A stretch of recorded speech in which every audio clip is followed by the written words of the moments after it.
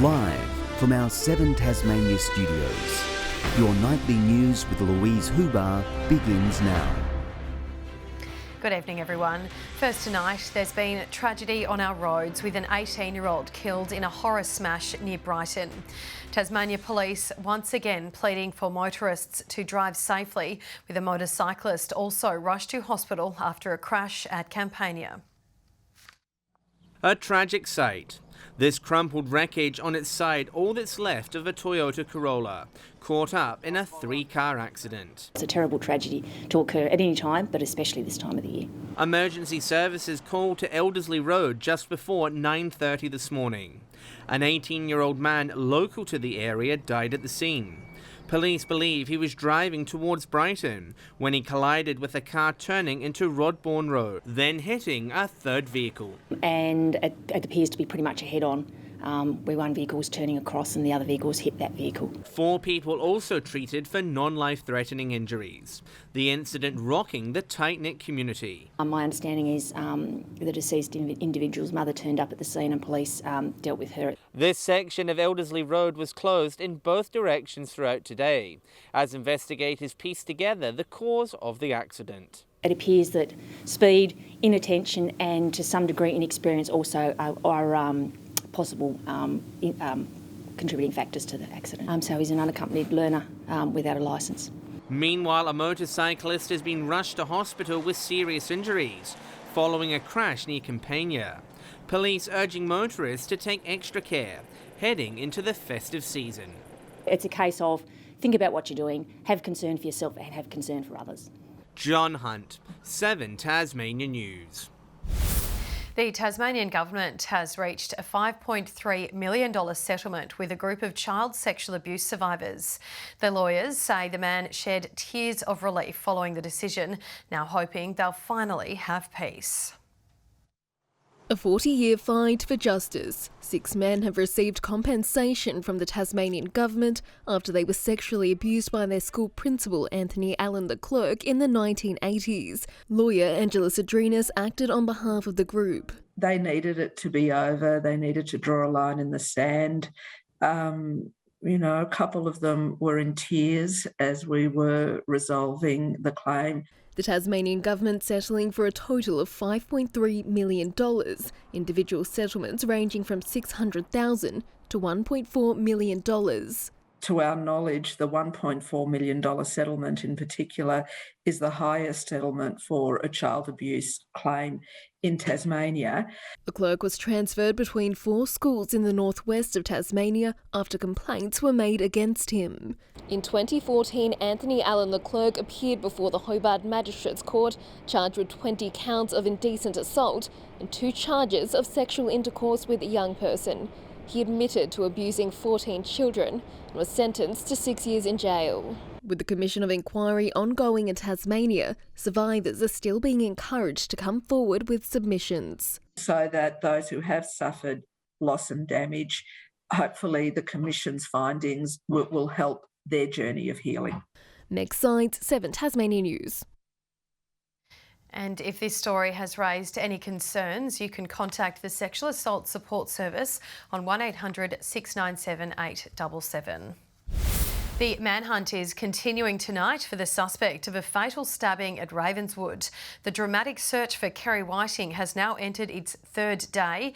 Our reporter Josh Duggan joins us now. Good evening, Josh. Some new information has been released. Louise, police have now released new photos of Tasmania's most wanted man, hoping the public can help them join the dots. They've managed to get their hands on CCTV footage, which shows Kerry Whiting the night before the incident. The images show Whiting with a shaved head, not a mullet as initially indicated, and are hoping someone may have seen him. Police have again reiterated they don't believe he's a threat to the wider public, but are asking anyone to contact them directly or Crime Stoppers if they lay eyes on him. Of course, they're continuing their search on foot, in the air with a chopper, and also manning air and sea ports in case he tries to leave the state. We've also had an update on the condition of the female victim of Whiting's alleged attack. She remains in a stable condition at the Launceston General Hospital. Louise. Convicted murderer Susan Neal-Fraser will find out on Tuesday if her appeal has been successful. The 68-year-old was sentenced to 23 years in jail for murdering her partner Bob Chappell on their yacht on Australia Day 2009. Hearings for the appeal took place in March and focused on how DNA from a then homeless teenager came to be on the boat. As Tasmania's housing crisis worsens, the waitlist for public housing has continued to grow. There are now 4,500 applicants on the register, with the average time it takes to house priority applicants now up to 78 weeks. Because right now what Tasmanians know is no matter what kind of housing you're trying to get into, if you're trying to buy a house in the private market, if you're trying to rent privately, get into social or public housing, or even get into an emergency shelter, this government has not got your back. The Housing Minister says the government has a comprehensive plan to increase housing supply, with 34 social housing dwellings built in October.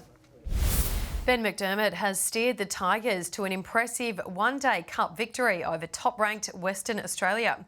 Having taken the gloves after the late withdrawal of Tim Payne, McDermott took 3 catches as WA was restricted to 294.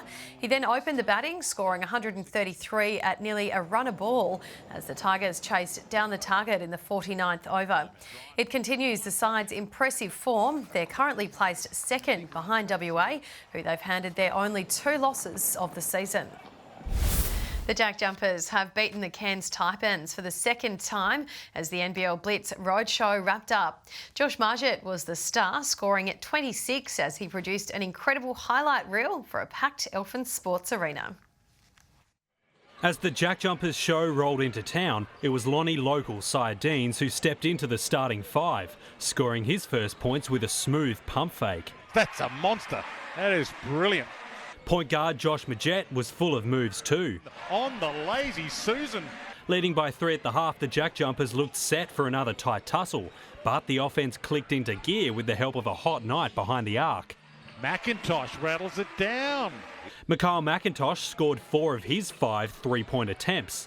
The Jack Jumpers dominant on the defensive end with 11 blocks and 7 steals. Steal and jam.